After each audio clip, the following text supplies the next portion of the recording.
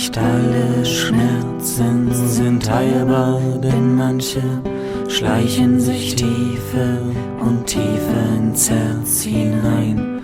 Und während Tage und Jahre verstreichen, werden sie Stein.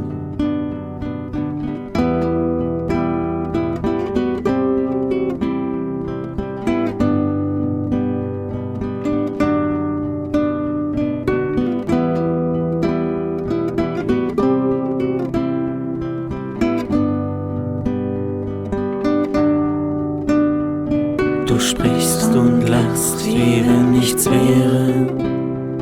Sie scheinen zerronnen wie Schaum, doch du spürst ihre lastende Schwere bis in den Traum. Der Frühling kommt wieder mit Wärme und Helle, die Welt wird ein Blütenmeer, aber in meinem Herzen ist eine Stelle, da blüht nichts mehr.